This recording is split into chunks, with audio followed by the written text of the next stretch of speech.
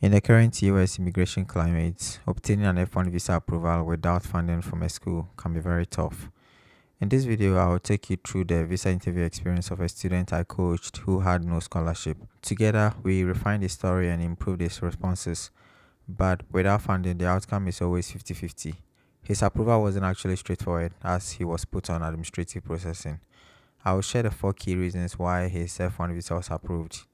Now, before we dive into this success story, make sure you subscribe to the channel if you are new here. Please give the video a like if you find it helpful and share your thoughts or questions in the comment section below.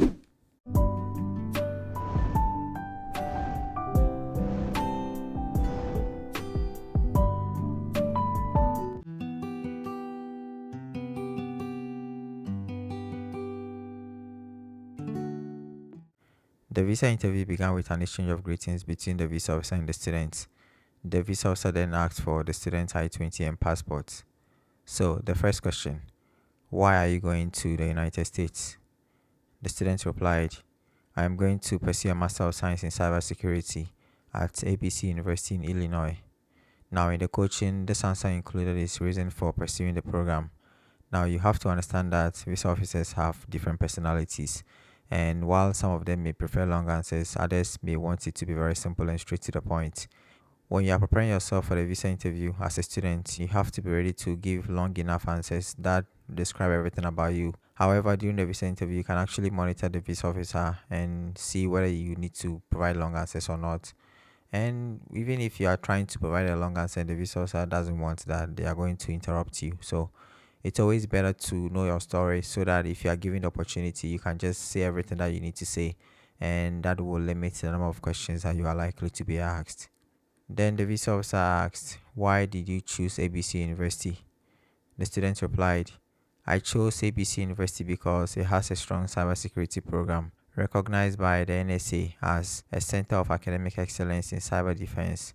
The curriculum is hands-on and career-focused, and the 33 credit structure fits my academic goals and timeline perfectly. This is actually a good answer because by mentioning that the NSA recognizes the school as a center of academic excellence in cyber defense, the students demonstrated to the visa officer that his choice of university was informed by research.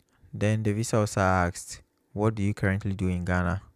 The student replied, I am a senior ICT teacher with the Ghana Education Service.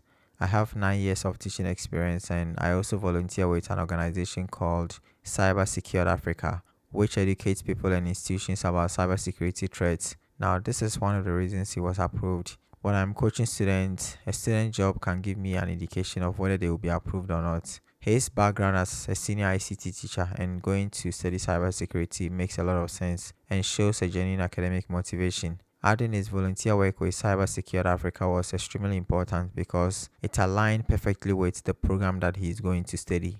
Then the visa officer asked, why cybersecurity? The student replied, through my volunteer work, I witnessed the damage cyber threats can cause to individuals and institutions. This motivated me to deepen my expertise in the field so I can help build stronger defenses, especially within Ghana's educational and public sectors. Here you can see that by mentioning his volunteer work in the previous answer, he was able to leverage on that to explain how the experience has influenced his decision to study for a master's in cybersecurity. At this point, he had proven his academic intent. But what about his finances and ties? Then the visa officer asked, who is paying for your education? The student replied, I am primarily self-sponsored. I have personal funds and a trust inheritance totaling $46,000. Additionally, my uncle, who earns around $1.5 million annually through his fuel franchise company in Kumasi, is providing financial support as a backup. In the first consultation, this was my only concern. I asked him several times about the trust fund and he insisted that it is true. That made me feel hopeful. I knew there would be background checks about this claim, but with the document to support him, he actually made it happen. At this point, he had proven his finances as well. The only thing now is for him to prove his ties to his home country. So the visa officer asked again, do you plan to work in the US after your degree? He replied, no, I do not. I plan to return to Ghana immediately after my studies to take up a lecturing position that I already have an offer for. I intend to use the skills I acquired to strengthen Ghana's cybersecurity sector, especially in education. This is actually an interesting question about his ties, and it was vital for him to say he will return to Ghana immediately. The fact that he already works for Ghana Education Service helped a lot with this answer. Then the visa officer said, I'll put your application on administrative processing. You should hear from us in a few days. A big congratulations to him. Although the visa officer said he will hear from them in a few days, it actually took 1 month for his visa to be approved. Judith's approval took just 3 days. So yeah, it always depends. Administrative processing mostly means visa approval as long as you didn't provide false information or documents during the visa interview. However, the time that it takes to get an approval decision varies. When he told me that he had been put on administrative processing, my first question was, are your documents legit? And he replied, they are very legit. So the next thing I said to him was, congratulations in advance. Then he asked me when he will hear from the embassy. My reply was that it varies and he needs to be patient. If you are put on administrative processing, you don't have to be worried. You just have to be patient. In the last few days, several students who were put on administrative processing have been approved. In my opinion, there are 4 key reasons why his visa was approved.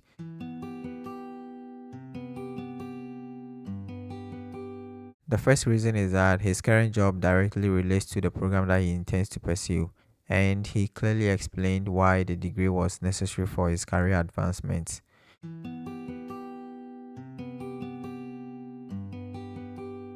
The second thing is that the total cost of $29,000 made a big difference. Visa officers are more likely to approve self-funded students when the financial burden is relatively low.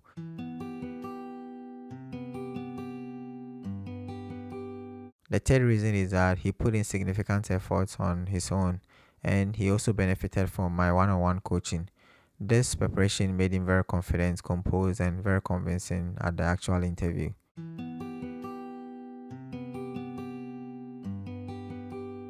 The fourth reason is that his trust fund inheritance played a big role, especially when you pair that with the low cost of attendance. Additionally, mentioning his uncle, who earns around $1.5 million annually, as a backup sponsor was very important. I always advise self-funded students to name a credible backup sponsor to strengthen their case.